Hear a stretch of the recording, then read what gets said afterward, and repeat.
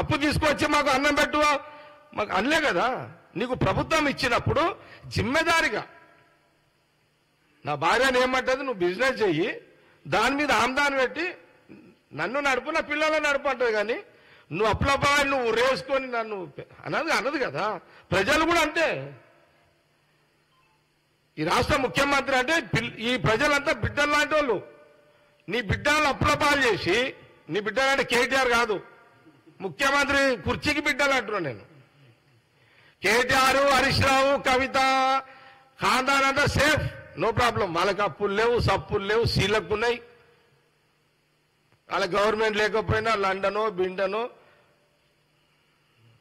యానో దగ్గర వాళ్ళు సెటిల్ అయిపోతారు, నో ప్రాబ్లం వాళ్ళకు.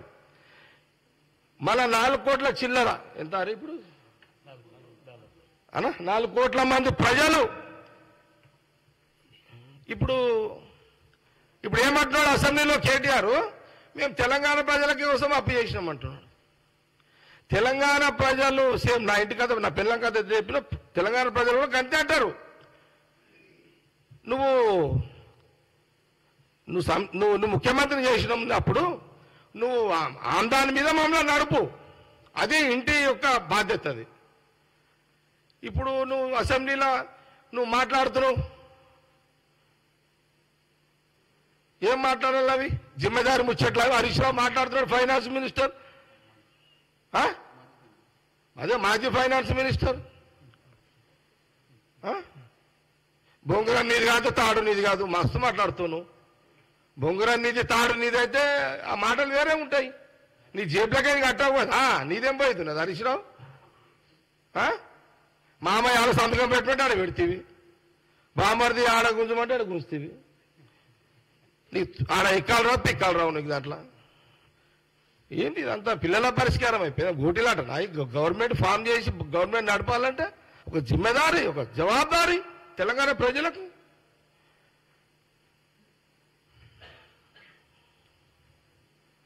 మాట్లాడితే హైటెక్ సిటీ అదేంది వెనకది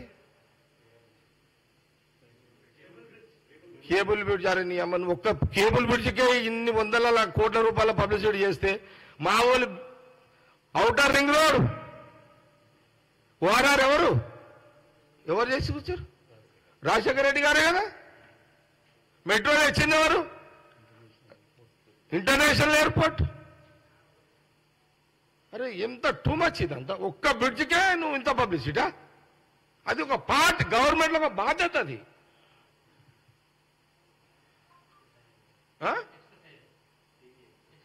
ఎక్స్ప్రెస్ హైవే ఆసియాలో పెద్దది, నంబర్ 1. ఇది చాలా టూ మచ్. ఇది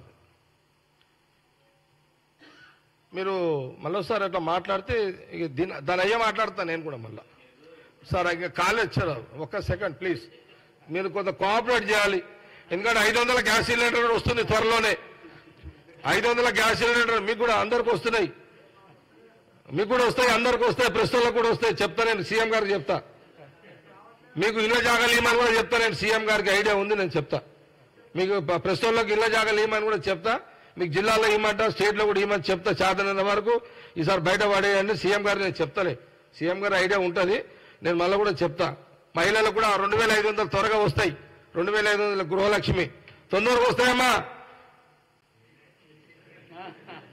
ఏం టెన్షన్ పడకండి. రేవంత్ రెడ్డి ముఖ్యమంత్రి ఫుల్ టైం అదే పని ఉన్నారు. సోనియా గాంధీ, రాహుల్ గాంధీ అబ్జర్వేషన్లో పెట్టిరు, మొత్తం ఏమి ఇబ్బంది లేదు. అచ్చా, ఇక అసలు కథకు వస్తాం మీకు ప్లీజ్. ఇది అయిపోయిందా? ఇంకా నాకు 4 పేజీలు ఉన్నాయి. దయచేసి కోఆపరేట్ చేయాలి మీరు ప్రస్తుతం ప్లీజ్.